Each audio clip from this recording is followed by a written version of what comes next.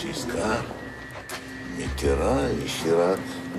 Chez les chefs d'État français, avec qui avez-vous été vraiment très, très proche? Avec tout le monde. Tout le monde. Votre ami, votre frère aujourd'hui, c'est qui? Tout le monde. Tout le monde.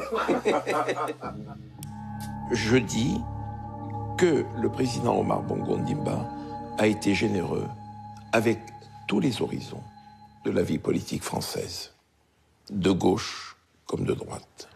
Bonsoir à tous. La France et le Gabon et la France, c'est une longue histoire commune. La France soutient la dynastie Bongo depuis le début des années 60 et les Bongo financent les partis politiques français. Ça s'est longtemps passé comme ça et tout le monde était très content.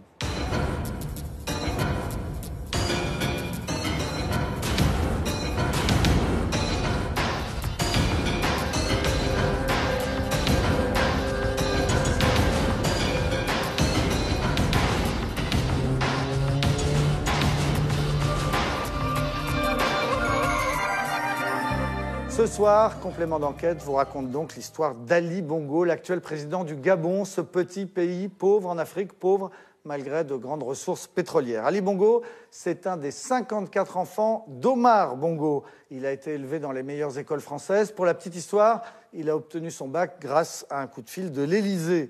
Ensuite, il a surtout hérité du palais présidentiel de Libreville et d'une immense fortune. Mais en septembre dernier, sa toute dernière réélection, très douteuse, a provoqué des émeutes sanglantes. Dans les fauteuils rouges, on parlera de tout cela avec Robert Bourgi. Bonsoir. Bonsoir, monsieur. Avocat de la France-Afrique, grand connaisseur de toutes les affaires africaines. On va en parler, mais on regarde d'abord ensemble ce reportage, Le Clan Bongo, une histoire française. C'est une enquête de Donatien Lemaître, Laurent Di, pour Bangoumi Productions.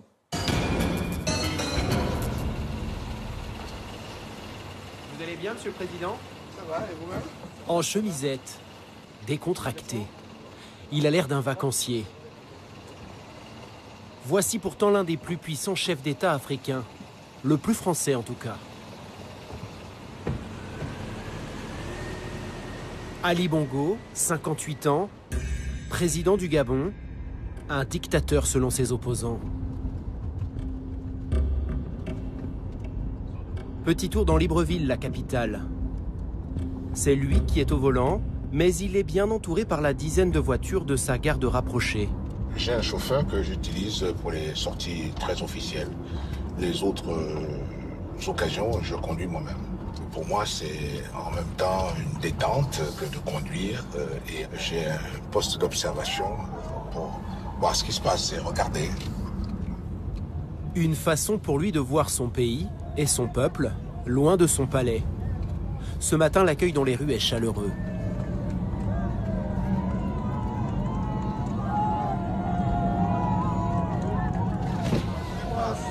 Bonjour le boss.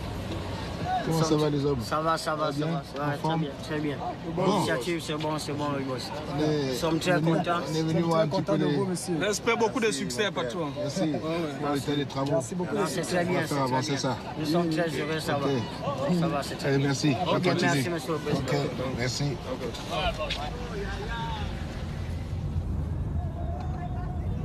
Le contact avec les populations, c'est un moment privilégié. C'est toujours très important de maintenir ce contact-là. Ici, à Libreville, je n'ai pas de problème. Je me promène dans n'importe quel quartier. Il y a des endroits du pays où c'est plus compliqué? Non, pas du tout. Dans tous les coins, tous les endroits, toutes les villes du pays, je me promène sans difficulté. Alors, Ali Bongo populaire, pas si sûr. Lors de la dernière élection, Ali Bongo est accusé d'avoir volé la présidence en bourrant les urnes. Résultat, les émeutes les plus violentes qu'ait connues le pays. Une trentaine de morts.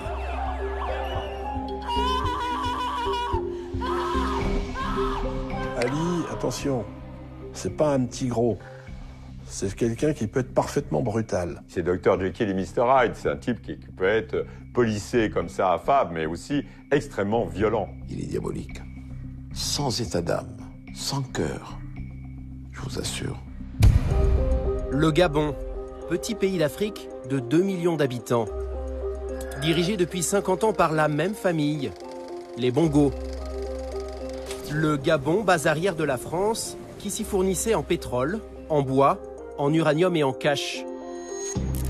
Omar, le père d'Ali, aurait offert des millions d'euros à nos hommes politiques pour financer leur campagne. Giscard, Mitterrand et Chirac. Alors s'il y a quelqu'un d'autre qui vient, je ne sais pas où je le mettrai. Le président Omar Bongo Ondimba a été généreux avec tous les horizons de la vie politique française. C'était du cash, il le mettait dans des enveloppes ou des valises. Et puis on donnait à telle personne qui transmettait à telle autre. Voilà. Protégée par la France, la famille Bongo a amassé au cours de son règne une fortune colossale, plus de 500 millions d'euros. Depuis la mort d'Omar en 2009, Ali a pris la relève. Comme lui, il mène une vie de millionnaire, roule en voiture de luxe, passe ses week-ends à Londres et s'offre le meilleur orchestre du monde pour faire de la musique. Pourtant, le nouveau président jure être en rupture avec son papa, roi des coups tordus. J'ai décidé que ma part d'héritage sera partagée avec toute la jeunesse gabonaise. Il y a un côté frustration, un côté freudien d'Ali par rapport au père. C'est-à-dire, après tout, j'ai pas été aimé comme j'aurais dû l'être. Portrait d'une dynastie de chefs d'État. D'un père tout-puissant aux 54 enfants et de son fils mal aimé qui a bien failli ne jamais lui succéder.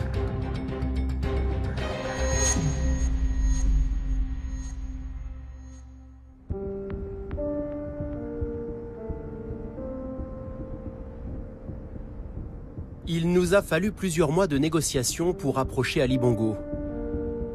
Il a finalement accepté de nous parler de lui. À Libreville, dans son palais. Impossible de rater ce bâtiment au reflet doré sur le front de mer. Il est gigantesque, presque 10 fois plus grand que l'Élysée. Un bâtiment construit par Omar Bongo en 1977, un projet pharaonique. Ce palais somptueux, est-ce que ce ne sont pas des dépenses exagérées, même si votre pays est riche? Un chef d'État, c'est pas quelqu'un qui va dormir à même le sol ou à la même la belle étoile. Il faut un palais. Aujourd'hui, les temps ont changé. Cette bâtisse luxueuse gêne le fils Bongo. Interdiction de filmer l'intérieur du palais du président, tout en marbre et dorure. Ces quelques images ont été tournées discrètement. Bonjour,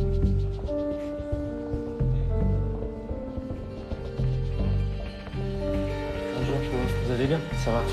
Voici le salon choisi par la présidence pour l'interview. Derrière nous, des portraits géants. Ses excellences Omar et Ali Bongo. Le Gabon est une république, mais le culte de la personnalité est bien vivace. Bonjour Monsieur le Président. Bonjour. Comment allez-vous? Très bien, vous-même? Très bien. Ali Bongo a mauvaise presse en France. Avec cet entretien, il veut redorer son blason. Il fait sortir tous ses conseillers de la pièce. Ah non, non, ils vont me gêner là. Ouais. Non. Est-ce que là? Oui, ou alors... oui, c'est mieux. Ok. Ah, c'est mieux. Enfin seul? Enfin seul, comment dire. Le gouvernement français le tient à distance.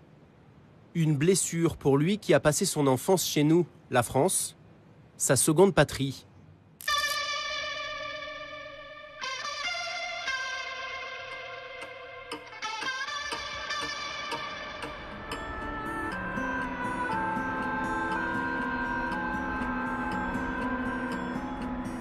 Alès, petite ville minière perdue dans les Cévennes.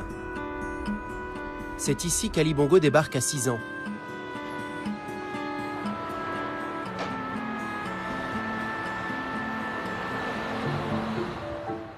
Il grandit dans ce pavillon. Pendant 4 ans, il va mener une vie modeste, élevée par une ex-missionnaire protestante, Odette Perret. Voici 2 anciens camarades d'Ali Bongo, Didier et Patrick. En primaire, ils étaient en classe avec un futur chef d'État. C'est ici que vous avez joué avec Ali Bongo. Voilà. C'était la cour des garçons. Ça, c'est la cour des garçons. Bon, j'ai repris mon cartable. Très bien. Toujours bien levé. Allez, interrogation écrite. Voilà. Sortez vos documents. Donc il est là. C'est quelqu'un qui était assez discret, calme, bon, qui n'était pas tapageur, qui ne cherchait pas à se mettre en avant. C'était pas le roi africain non, de passage à l'Est. C'était pas le nabab. Pas du tout le Il se frisait pas les moustaches. Non. Un petit Africain perdu au milieu des Français. Envoyé à Alès par son père pour être protégé après une tentative de coup d'État. Car papa est numéro 2 du régime gabonais.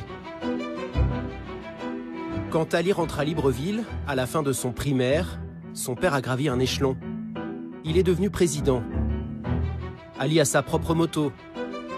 La famille Bongo mène désormais la vie de château. Des années dorées, vacances en famille au sport d'hiver, dans les Alpes françaises. Ali découvre la neige et Omar est traité comme un roi. Une personne pour lui enlever ses chaussures de ski, puis 2, puis 3. Ali, lui, vit désormais bien loin d'Alès, entouré de domestiques, dans un bel appartement, avenue Foch à Paris.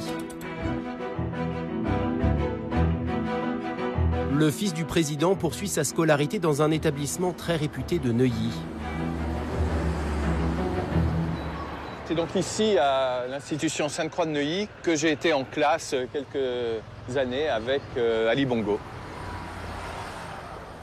Michel Foll a fait son collège avec l'actuel président du Gabon. Le matin, on pouvait admirer une belle voiture noire arriver avec Bongo et ses gardes du corps.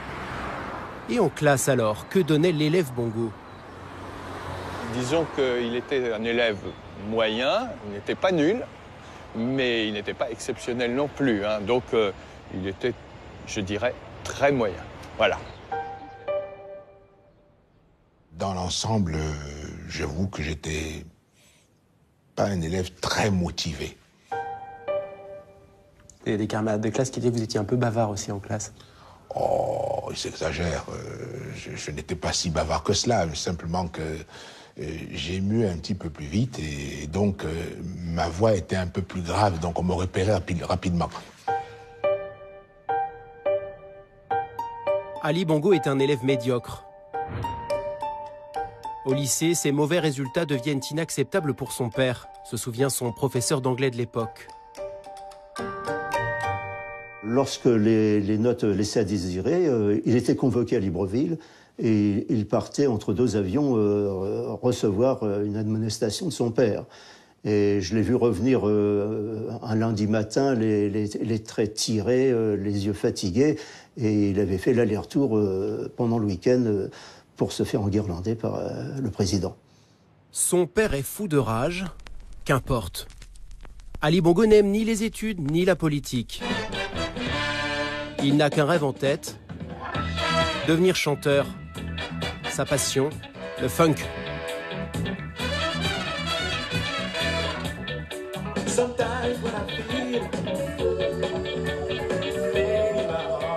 Il a à peine 17 ans et fait déjà la tournée des salles au Gabon. Il enregistre même un disque. Grâce à l'argent de papa, il se paye les musiciens de James Brown.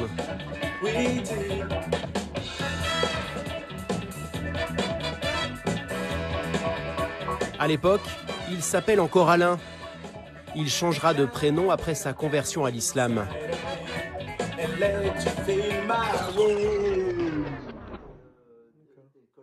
À l'approche du bac, c'est la panique dans la maison Bongo. Entre le Gabon et la France, le diplôme du fils aîné va devenir une affaire d'État. Ça, c'est l'annuaire des anciens élèves de Sainte-Croix, c'est ça? Des anciens qui ont passé le bac. Donc, on a une liste par promotion. Alors, Ali Bongo, il est dedans ou pas? Alors, il n'y est pas. C'est bizarre, c'est un mystère. En fait, son bac, Ali l'a bien obtenu en 1977. Mais pas de façon très académique, selon Jean-Paul Benoît. À cette époque, ce haut fonctionnaire français... Ça, c'est moi quand j'étais directeur de cabinet au ministère de la Coopération. ...était en coulisses l'homme qui réglait les problèmes d'Omar Bongo à Paris. Il affirme avoir fait jouer ses relations au plus haut niveau pour qu'Ali, le fils, ne soit pas recalé. En fait, j'arrive pas à comprendre si Ali Bongo avait foiré son bac ou pas. Si, il avait foiré en partie. Si, il avait foiré. Est-ce que Omar Bongo vous a passé un coup de téléphone? Je l'ai eu au téléphone à ce sujet, oui, tout à fait. Et une fois qu'il vous a alerté de ses craintes, qu'est-ce que vous avez fait? J'ai fait savoir à qui de droit que ces craintes existaient et de la nécessaire indulgence du jury. Et qui de droit, c'était? René Journiac, responsable des affaires africaines à l'Élysée de l'époque. Donc auprès de l'Élysée, auprès de Valéry Giscard d'Estaing, non, j'imagine? Journiac était le collaborateur de Giscard d'Estaing, bien évidemment. La suite, un coup de baguette magique. 2 copies du jeune homme auraient été mystérieusement perdues. Ali aurait donc obtenu la moyenne d'office. Pour les Bongo, le bac, simple comme un coup de fil. C'était la pratique de l'époque. C'était un autre contexte. Il y avait une cogestion familiale des affaires franco-africaines, ce qu'on a appelé la Franc-Afrique. Il paraît que votre père serait intervenu auprès des autorités françaises pour que vous ayez votre bac. C'est vrai, cette histoire? Ah, vous me l'apprenez. Vous en avez jamais entendu parler? Non. Ali semble avoir perdu la mémoire. Une certitude, il a toujours vu la France céder aux caprices de son père.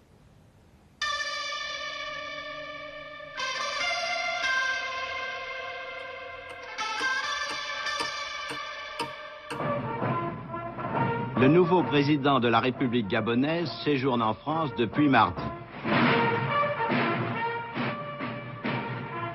L'histoire d'Omar Bongo, c'est celle d'un chef d'État mis en place par le général de Gaulle et qui va régner 41 ans sur le Gabon sans jamais perdre une élection.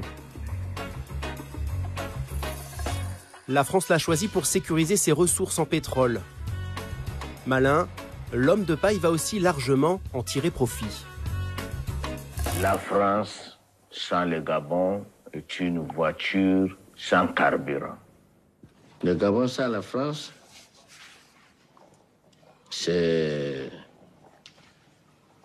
une voiture sans chauffeur. Le papa d'Ali a du talent. Le clan Bongo va devenir puissant et surtout très riche. Grâce à un deal incroyable, signé avec la France et son groupe pétrolier, Elf. Dans les eaux gabonaises, des millions de litres de brut sont pompés chaque mois. Et le schéma de la filiale locale est le suivant. En plus d'Elf Aquitaine et de l'État gabonais, 18% des actions sont réservées à Omar Bongo, avec à la clé de jutes dividendes versées à son clan. Quand Loïc Le Floch-Prigent prend les commandes d'Elf en 1989, il découvre cet accord secret signé par ses prédécesseurs. La formule qui consistait à avoir la famille Bongo comme partenaire, je ne la trouvais pas saine, mais je n'étais pas en position de la combattre. C'est comme ça que Omar Bongo a fait sa fortune. En touchant sur le pétrole, sur ses parts qu'il avait fait dans sur ses parts dans El Gabon. Il s'est mis dans la tête de ce qu'était un roi d'Arabie Saoudite ou un émir d'Abu Dhabi. Mais les patrons d'Elf seraient allés encore plus loin, en acceptant de verser au président du Gabon de gigantesques bonus. Nous avons mis la main sur un document confidentiel adressé à Philippe Jaffré, le successeur de Loïc Le Floch-Prigent. Dans ce courrier daté de 1996, signé de sa main, Omar Bongo fixe lui-même le montant des commissions à lui verser. Il appelle ça ses frais commerciaux. 10 millions de dollars par trimestre. Pourquoi l'État français, propriétaire d'Elf, a-t-il laissé le président gabonais s'enrichir grassement? La clé de l'énigme se trouve peut-être au palais de Libreville, sur les murs du bureau d'Omar Bongo. Pompidou, Giscard, Mitterrand et Chirac. Chez les chefs d'État français, avec qui avez-vous été vraiment très très proche? Tout le monde. Tout le monde. Votre ami, votre frère aujourd'hui, c'est qui? Tout le monde. Tout le monde.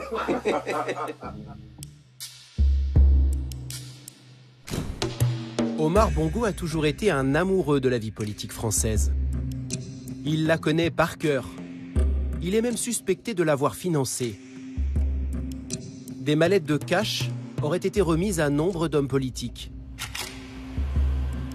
Pour cela, il serait passé par un intermédiaire. Un avocat franco-libanais. L'homme qui a offert de très chers costumes à François Fillon. Le fameux Robert Bourgi. Pendant des années, il a fait la navette entre la France et le Gabon. Je crois être le seul parmi ses collaborateurs français et amis français à l'avoir appelé papa. Et lui m'appelait fiston. Après la mort du patriarche, Robert Bourgi se met à table. Le président Bongo a financé la campagne électorale de M. Jean-Marie Le Pen en 88. Et le président Bongo m'a dit à moi, Le Pen, là, eh ben, il a été content de partir avec l'argent d'un nègre.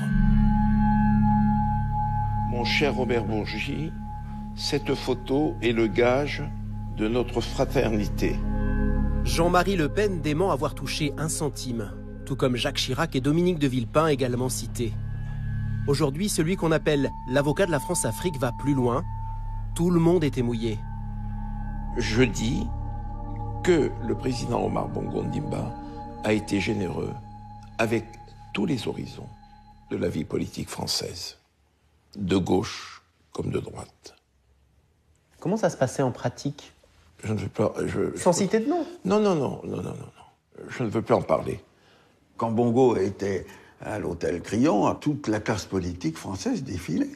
C'était du cash, il le mettait dans des enveloppes ou des valises, et puis on donnait à telle personne qui transmettait à telle autre. Voilà.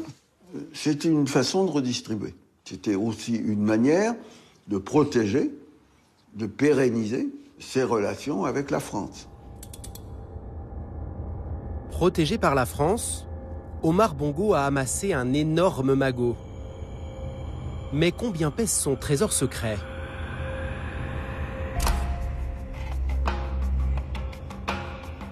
Le journaliste de Mediapart, Fabrice Arfi, a été le premier à s'intéresser à la question.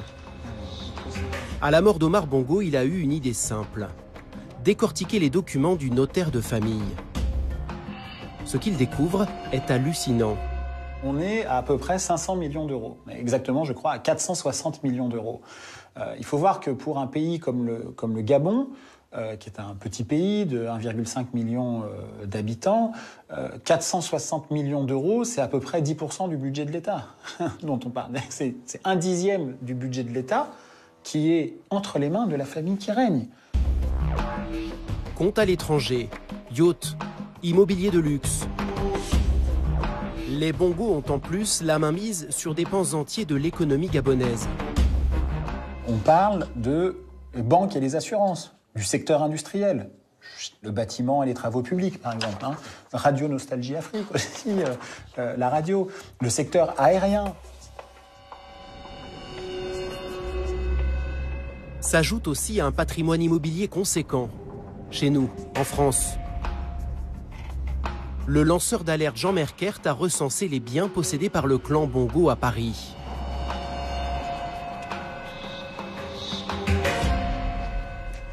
Alors voilà, ici on est chez Omar Bongo, dans un hôtel particulier d'une petite rue privative, la rue d'Aune, dans le très chic 16e arrondissement de Paris. C'est un immeuble qui a été acheté pour 3,5 millions d'euros en 1999. On a vu défiler Jacques Chirac, Dominique de Villepin, Nicolas Sarkozy, François Bayrou. Et des biens comme celui-là, il y en a beaucoup. Alors voilà, ici c'est le 5 rue Laurent Pichard. On a un 8 pièces acheté pour 1 600 000 euros. Alors ici c'est le 4 rue de la Baume. C'est un immeuble absolument colossal. On est dans le 8e arrondissement de Paris, un des plus chers de la capitale. Le clan Bongo aurait acquis 33 propriétés en région parisienne.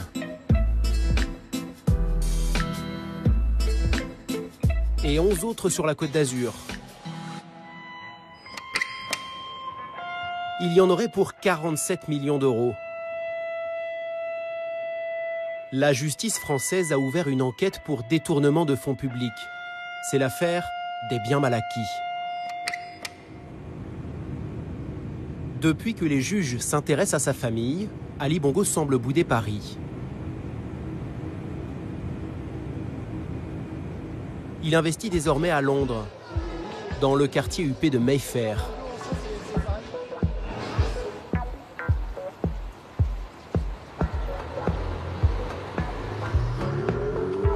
Il ne nous a pas donné rendez-vous chez lui, dans sa maison, ici à l'image, acheté 30 millions d'euros,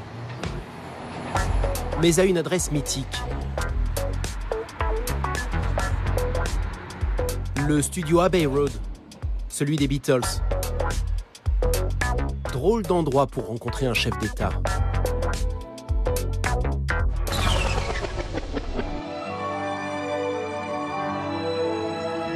Ce matin-là, Ali Bongo ne dirige pas son pays mais un orchestre. Fini le funk, il fait désormais de la grande musique.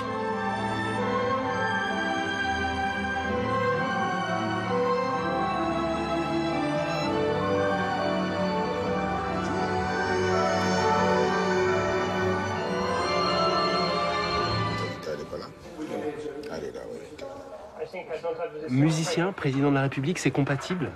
Oui. Vous avez le temps de tout faire? Quand j'ai un petit peu quand même de temps libre, donc à ce moment-là, effectivement, je me consacre à la composition. D'autres écrivent, d'autres peignent, mais moi je compose. Pour son prochain album, Ali Bongo ne s'est pas contenté de louer le meilleur studio anglais. Il s'est aussi payé la crème des orchestres classiques, le London Symphony Orchestra. Everyone, again, we really appreciate this session. This last number is based on a fusion of different rhythm in our country, in Gabon. We really wanted to put all that together, with you in the background. So thank you again. Coût total de cette journée avec 75 musiciens, plus de 35 000 euros. Pas sûr que les ventes de son disque lui remboursent ses frais. Qu'importe, le président est un esthète. Il a une autre passion, elle aussi coûteuse. Les belles voitures, comme son père. Au cours de son règne, Omar a accumulé des centaines de véhicules de luxe. En voici quelques-uns pris en photo discrètement par un employé du garage de la présidence gabonaise.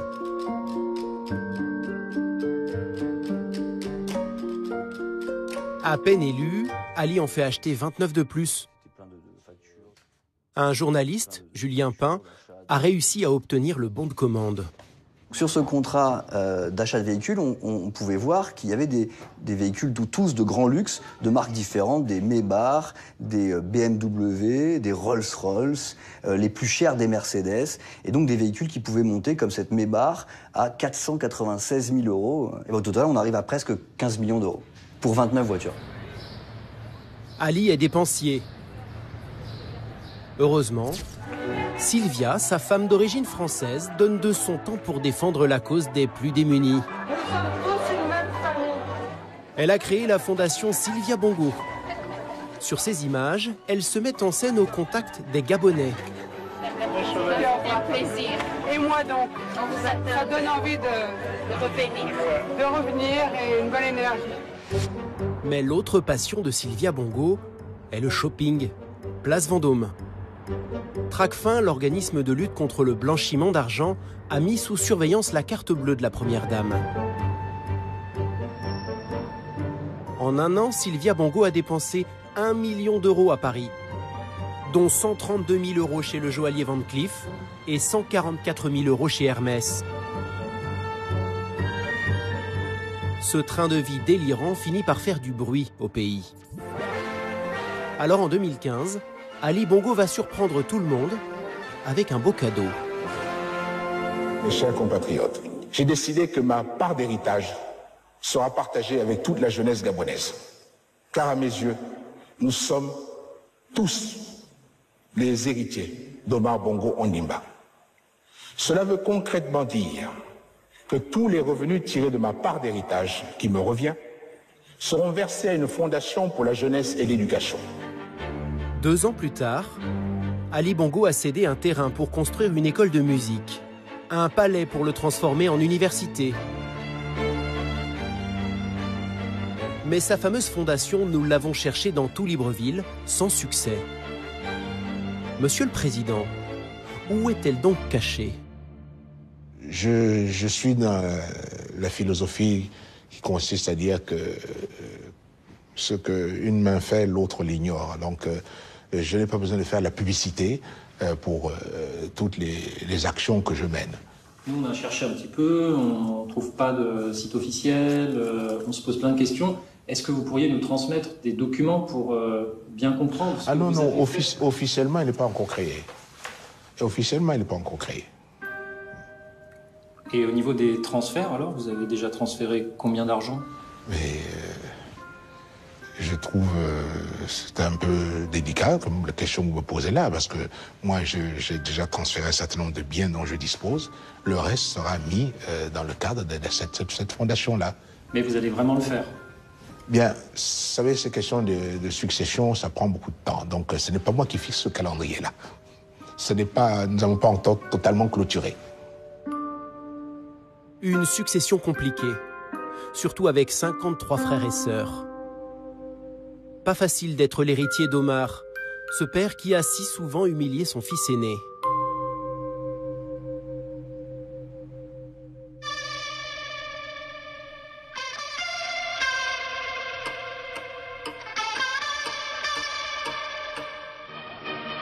L'histoire avait bien commencé. Après ses études poussives, le jeune Ali est invité par son père à le suivre partout. Il l'observe et apprend le métier. J'ai commencé à travailler à ses côtés sans une affectation précise. J'étais un super chargé de mission. Lorsqu'il ne pouvait pas aller dans certaines manifestations, j'y allais pour le représenter. Et puis, surtout, il avait des missions particulières, donc il me confiait. Son rôle, c'est un rôle bidon. Ça doit être un papa Madi. Il a une activité de fils de président qui passe sa vie un peu partout, avec plein d'argent, et qui a un passeport, sans doute, où il y a marqué représentant, c'est tout. Donc, et il transporte peut-être des lettres de son père et quelques petits messages, à condition qu'ils ne soient pas très compliqués. En 1989, ça y est, Ali Bongo devient ministre. Il a à peine 30 ans. Il le sent, lui, le fils aîné, il deviendra président. Bongo fils prend confiance. Il veut rénover la vie politique gabonaise, la rajeunir, jusqu'au pas de trop. Il se met à défendre le multipartisme. Le patriarche s'irrite. Moi, je vous dis et je vous le confirme, le multipartisme au Gabon, zéro. Tant que je serai là, il n'y en aura pas. Bongo père pète les plombs. C'est la disgrâce. Il décide de débarquer son fils. Ses conseillers trouvent une astuce, une réforme bidon de la Constitution. Donc il a été introduit un article qui indiquait que pour entrer au gouvernement, il fallait avoir l'âge de 35 ans, âge que je n'avais pas à l'époque. C'était une manière de vous écarter. Tout à fait. Donc là, cet article est passé, il a été voté, et bon, j'ai dû donc quitter le gouvernement. Vous avez eu quel sentiment à cette époque-ci? Ah, la manœuvre était belle. Tricard, Ali Bongo se replonge dans la musique. Il fait venir en Afrique le roi de la pop.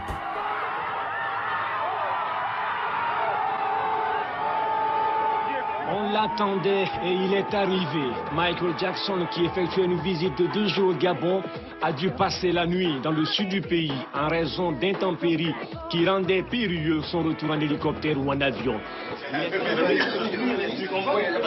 Joli coup. Mais Ali ronge son frein. Pendant ce temps-là, son père l'a remplacé à son poste par sa rivale, Pascaline, sa grande sœur. Pascaline était l'enfant chéri d'Omar Bongo. C'est elle qui traitait toutes les choses secrètes, les coups souvent tordus du président, toutes les questions financières. C'était Pascaline qui dominait tout ça et non Ali. Ali, pendant des années et des années, il était quand même tenu en marge du pouvoir. Pour ceux qui connaissaient un peu, il n'avait quasiment pas de bureau au palais présidentiel. Et si on ne comprend pas cette humiliation-là, on ne comprend pas sa volonté de revanche. Ali va rester 10 ans au placard. Il est rappelé par son père comme ministre des Armées, car Omar n'a plus confiance en personne. Il craint un coup d'État. Ali a retenu la leçon, il ne moufte plus. Peu de temps avant sa mort, Omar en fait son successeur. Pour cela, il doit faire adouber son fils par l'Élysée. Une mission confiée à son émissaire de toujours, Robert Bourgi. Omar Bongo me dit, il faudrait que tu ailles avec Ali voir Nicolas. Je lui dis, pourquoi papa? Il me dit, je voudrais que Nicolas sache que je vais en faire mon successeur. Et nous voilà partis, Ali et moi, en novembre 2008. Le président Sarkozy le reçoit. Il lui dit, écoutez, je prends acte du souhait de votre père, mais je tiens à vous dire ceci, Ali. Il faut que le choix de votre père soit approuvé par le peuple gabonais. 8 juin 2009. Omar Bongo meurt à l'âge de 73 ans.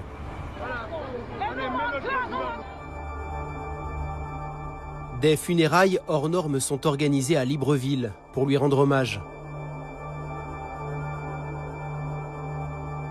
Sous les yeux de son fils et de Nicolas Sarkozy, Jacques Chirac, Patrick Balkany ou Bernard Kouchner, tout Paris est là. Quelques mois plus tard, Ali sera élu président du Gabon. Le fils tient enfin sa revanche.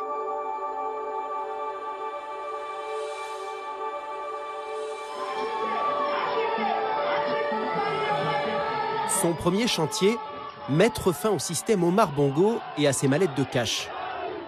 Il va profiter de la visite du président Sarkozy pour lancer un message à toute la France.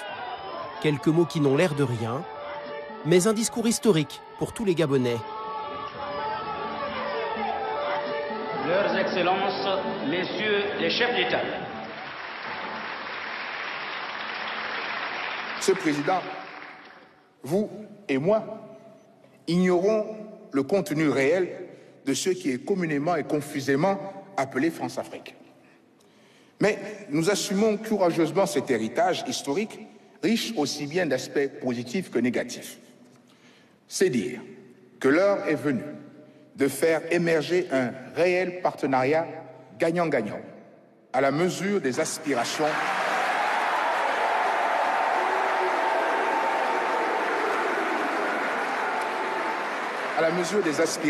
respectives de nos deux peuples. Après les paroles, un acte fort. Ali coupe la tête de la figure de la France-Afrique, l'encombrant Monsieur Bourgi. Aujourd'hui, vous entretenez quel rapport avec Ali Bongo? Aucun. Je n'en veux pas. Il m'a écarté. J'ai commencé à traverser le purgatoire.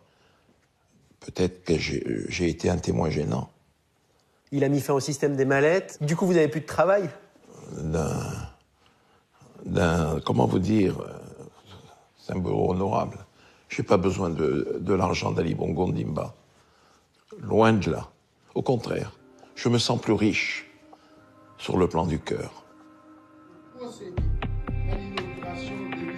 Ali veut se démarquer de son père. Mais il a surtout compris une chose. La France a beaucoup perdu de sa puissance. Aujourd'hui, même si l'Hexagone reste le premier partenaire commercial du Gabon, Ali se tourne vers l'Asie. Dans le sud du pays, le président vient inaugurer une usine flambant neuve. Il mise désormais sur l'huile de palme. C'est ça le fameux remplaçant du pétrole? Eh oui, regardez bien. D'ici quelques années, ça va être vraiment quelque chose pour nous d'extraordinaire dans la mesure où, à peu près dans 10-12 ans, l'huile de palme nous rapportera autant que le pétrole aujourd'hui. Ce marché du futur a été confié à une entreprise de Singapour. Inimaginable au temps d'Omar Bongo. Est-ce que le fait que ce ne soit pas une entreprise française, par exemple, qui soit venue, c'est le signe qu'il y a quelque chose qui a changé dans la relation avec la France? Non, rien n'a changé, tout simplement c'est du business. C'est tout simplement du business. Nous avons dit, nous voulons développer le Gabon. Et nous sommes ouverts au partenariat. Il y en a qui viennent, il y en a qui ne viennent pas. Le président tourne le dos à la France et règle ses comptes avec sa sœur.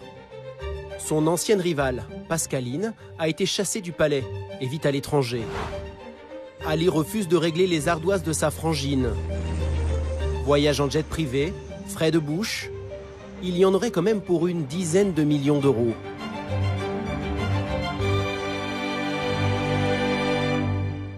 Vous les auriez payés, vous? C'était des dépenses professionnelles, personnelles? Non, mais vous les auriez payés? Moi, je ne les ai pas. Bon, en tant que président, je suis responsable de ce qui concerne, tout ce qui concerne l'État. Si ces dépenses ne sont pas liées à l'État, eh bien, l'État n'a pas à les honorer. Ali se pose au service de son peuple. Il a convoqué la presse dans le sud de Libreville pour une visite de chantier.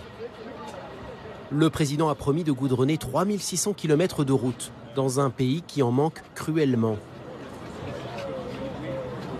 Cette axe que nous venons d'emprunter pourra être, Inch'Allah, opérationnelle à la fin de l'année. Vous voulez donner l'image d'un président bâtisseur et populaire? Ce n'est pas l'image, c'est ce que je suis.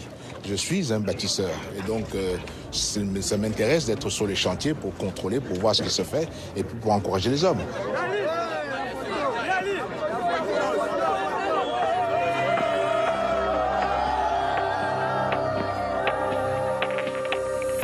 Le lendemain, nous sommes sortis de Libreville. Cette fois-ci accompagnés d'un opposant historique du clan Bongo, Marcona et Sangui. En dehors de la capitale, presque pas de bitume. La route redevient piste. C'est un peu tape-cul, hein? Ah bah oui, tout simplement parce que l'État n'a pas honoré ses engagements. Pour l'instant, seulement un quart des routes promises a vu le jour. Le pays est à la traîne. Les Gabonais encaissent. On veut tout simplement vous montrer la face cachée du Gabon, avec une population d'1 million d'habitants qui est croupie dans la misère et qui n'arrive même pas à avoir le minimum vital. Point kilométrique 68. Enfin du bitume. Nous faisons une halte dans un petit village. Quand le président n'est pas là, la parole se libère. Nous vivons la précarité totale. Je suis chômeur. Je suis obligé de venir au village. Je suis diplômé, mais je suis au village et puis bon.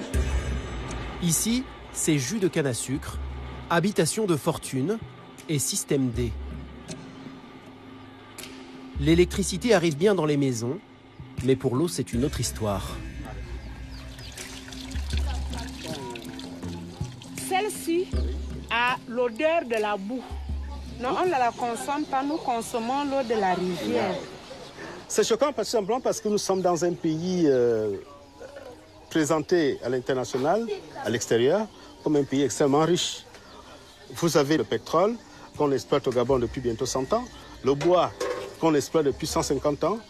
L'État gabonais, avec tous les moyens que nous avons, peut assurer ce minimum vital aux citoyens. Le pays s'enfonce. Ali Bongo refuserait-il de le voir? Depuis qu'il est au pouvoir, la dette a été multipliée par 3. Il a même dépensé 700 millions d'euros pour offrir aux Gabonais la Coupe d'Afrique des Nations.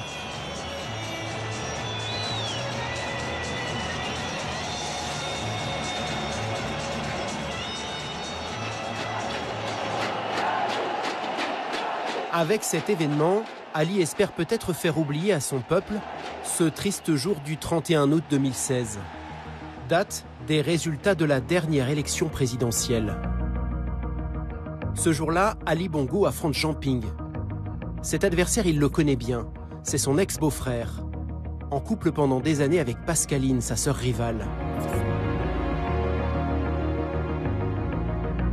Au fil de la journée, les résultats tombent.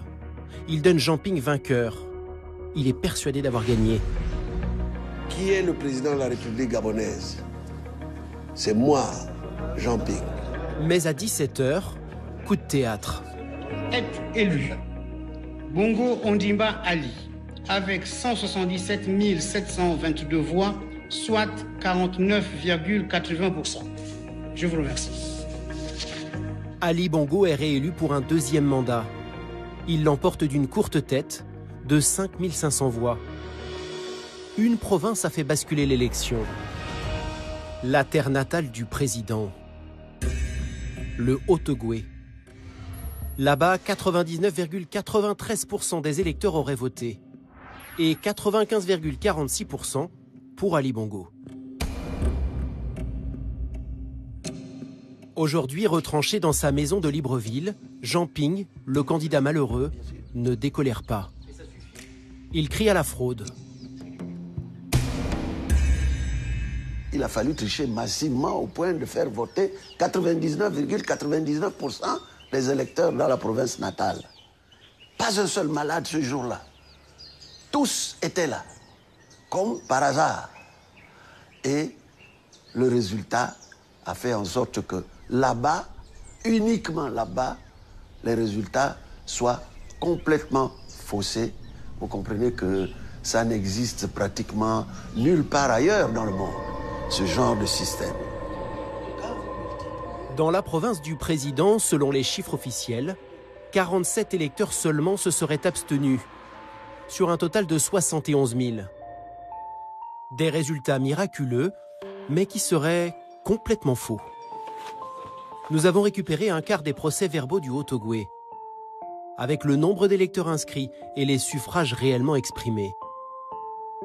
Nous avons tout recompté, village par village.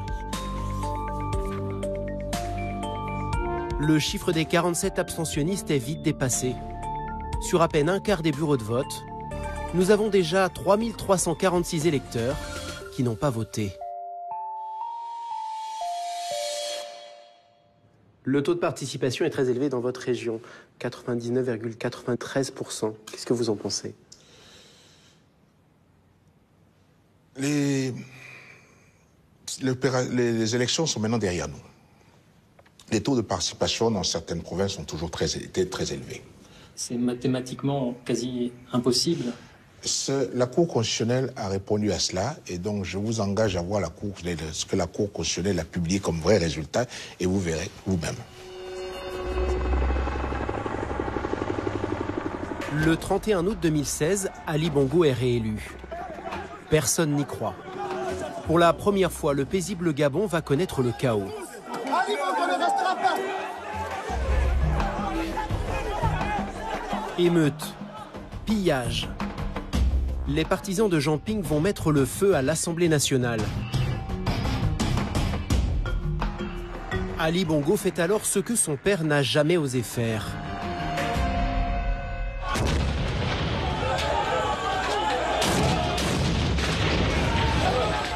En pleine nuit, il lance l'assaut contre le QG de Jean Ping, où s'abritent des centaines de Gabonais. Il donne l'ordre de tirer à balles réelles. Ces images ont été tournées le soir même.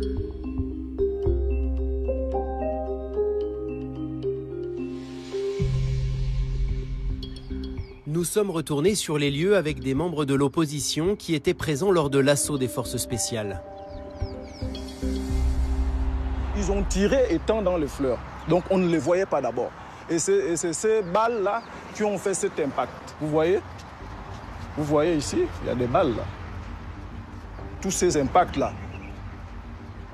Et ce jour-là, il y avait plein de monde ici autour du QG. Alors ils ont tiraillé et puis tout le monde, tous ceux qui étaient là sont tombés, ils sont morts. Le lendemain de l'attaque, des journalistes français ont pu tourner à Libreville. Dans les morgues, des Gabonais tués par balles. Dans les rues, des cérémonies mortuaires improvisées et des femmes qui pleurent en apprenant la mort de leurs proches. Combien de Gabonais sont-ils tombés? Une militante de l'opposition a été chargée par Jean Ping de compter les victimes. Elle s'appelle Annie Léa May. Aujourd'hui, elle a pris ses distances avec le candidat. Vous avez par exemple ici Elvis, qui est décédé. Vous avez ici Simon Condé, décédé par balle. Vous avez ici Mvono Idjo, décédé aussi par balle. Nous sommes sûrs de 29 décès. 29 décès, donc 23 clairement identifiés avec des noms. Et les autres, les parents n'ont pas voulu nous donner les noms, révéler leur identité. Toutes ces personnes n'ont fait que revendiquer leur vote. Donc mourir parce qu'on réclame juste un droit, c'est ahurissant, c'est aberrant, c'est traumatisant. C'est traumatisant.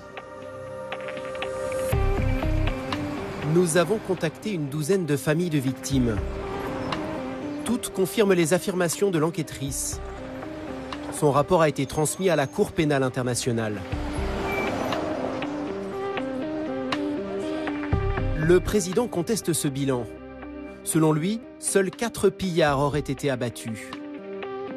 Aujourd'hui, Ali Bongo veut tourner la page. Il a même de l'espoir pour le Gabon et pour lui. Je souhaiterais pouvoir me retourner en arrière pour me dire que le chemin parcouru a été bon. Et j'espère, dans 7 ans, pouvoir me dire que j'ai bien travaillé. Votre père a une longévité de 40 ans à la présidence. Vous imaginez faire autant? Ça me paraît difficile. D'abord, j'ai pas le même âge. Et puis, les temps sont totalement différents. Je crois qu'on ne peut pas comparer les époques. Les époques ne sont pas comparables. Donc, c'est une situation difficilement envisageable. Ali le sait. Le pays gronde et rien ne dit qu'il pourra terminer son mandat. Après un demi-siècle de pouvoir, les Bongo pourraient bien voir le trône leur échapper.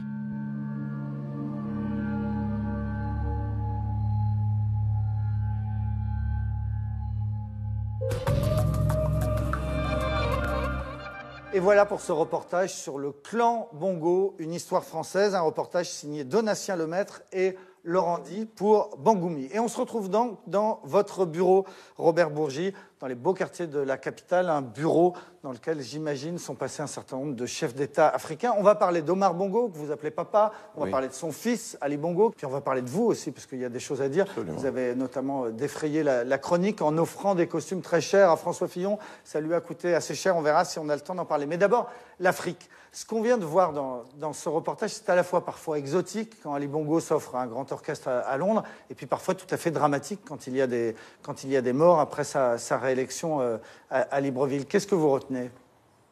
Je voudrais tout d'abord féliciter les auteurs de ce reportage. Ils dépeignent très bien la situation du Gabon au lendemain de l'élection volée d'Ali Bongo Ondimba, mais surtout, il dépeint bien le personnage Ali Bongo Ondimba. Alors ça veut dire que vous confirmez cette immense fortune, plus de 400 millions d'euros. Ça veut dire que vous nous confirmez ces immeubles, ces propriétés achetées en France. Et puis le caractère douteux et violent de sa dernière réélection. Quand vous dites 450 millions d'euros, je crois qu'on est loin du compte. C'est beaucoup plus? Je pense que ça devrait tourner autour de 2-3 milliards d'euros. La fortune personnelle d'Ali Bongo? La fortune amassée par le clan Bongo. Il est évident que Ali Bongo Ondimba s'est considérablement enrichi pendant les 7 années de son premier mandat. Énormément.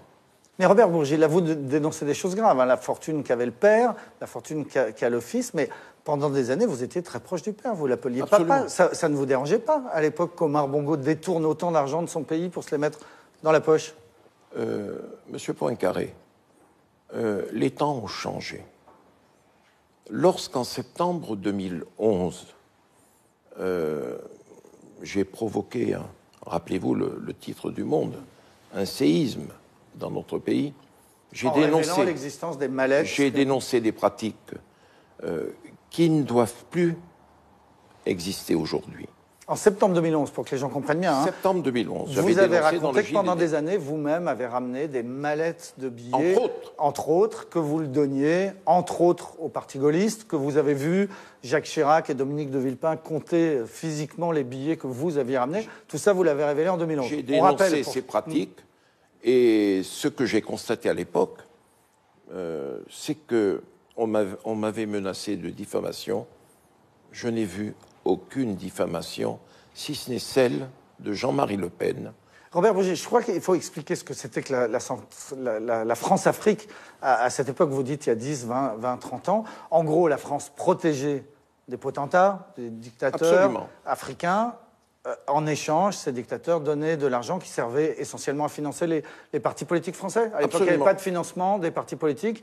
Et c'est les mallettes que vous et d'autres rameniez qui finançaient la démocratie française en partie. Monsieur Poincaré, je l'ai dit au magistrat à ma demande, je n'ai jamais transporté de mallette. Dans ce bureau, vous l'avez dit au début de votre propos, il s'en est passé des choses. Les émissaires, ministres, directeurs de cabinet, fils ou filles de chefs d'État, arrivaient.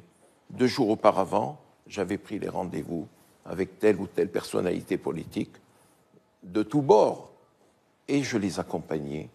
Ils versaient leur obol. On s'échangeait les mallettes. Voilà. Dans ce bureau. Mais moi, je n'ai jamais transporté de mallettes. Ok, mais ça se passait dans ce bureau quand même. Vous avez écrit récemment vos mémoires, je crois. Ils sont terminés. Sauf que vous ne les publiez pas. Non. Pourquoi? Parce je vais vous dire pourquoi. C'est de la nitroglycérine? C'est explosif? Je crois que la nitroglycérine, c'est une boule puante à côté. Vous voyez ce que je veux dire?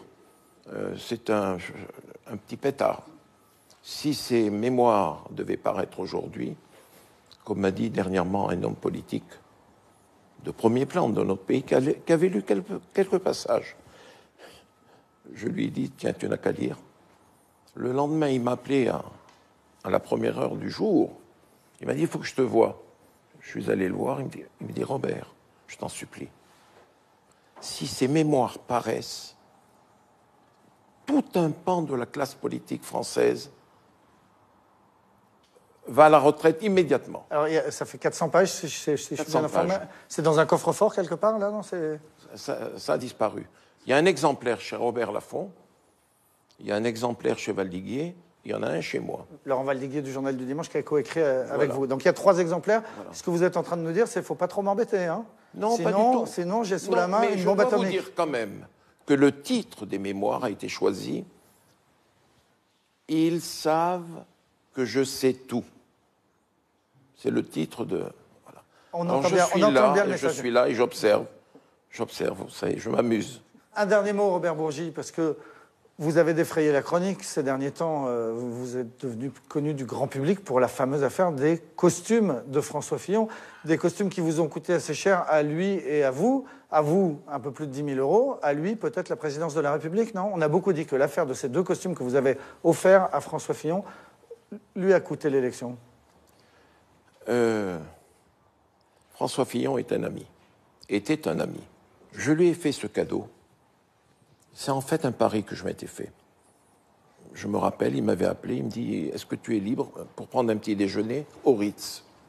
Il aime bien ces petits endroits assez chics. Je suis allé, j'ai pris mon petit déjeuner avec lui. Bien entendu, c'est moi qui ai réglé. Et je n'ai jamais vu régler une note.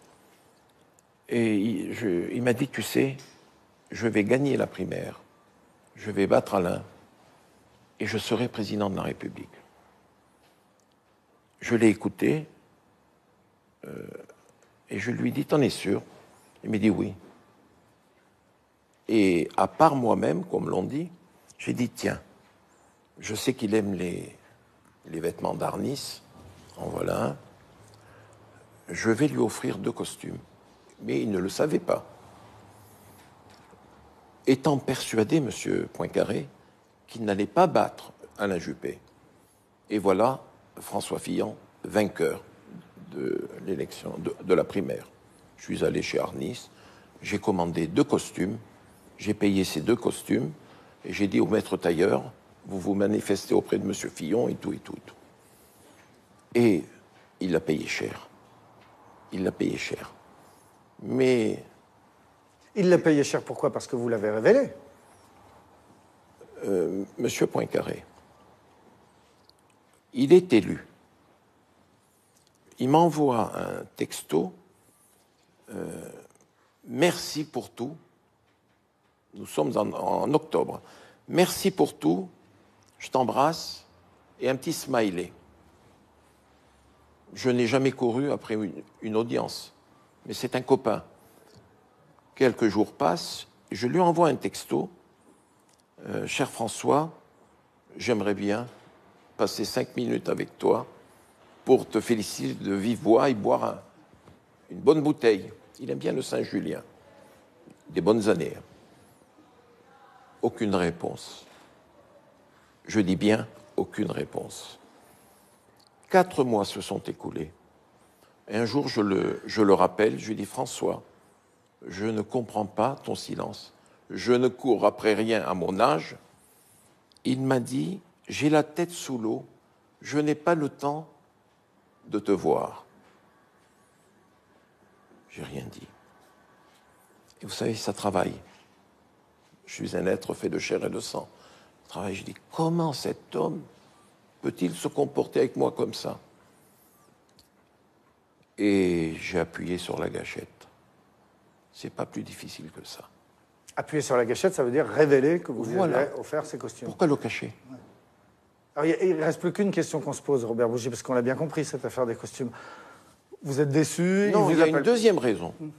C'est qu'il a été ignoble avec Sarkozy. C'est la question que j'allais vous poser. Est-ce que Nicolas Sarkozy vous a encouragé à appuyer sur la gâchette, à flinguer Monsieur François Poincaré, Fillon? j'ai déjeuné avec Nicolas Sarkozy. Je lui ai dit, tu sais Nicolas, je ne suis pas bien actuellement.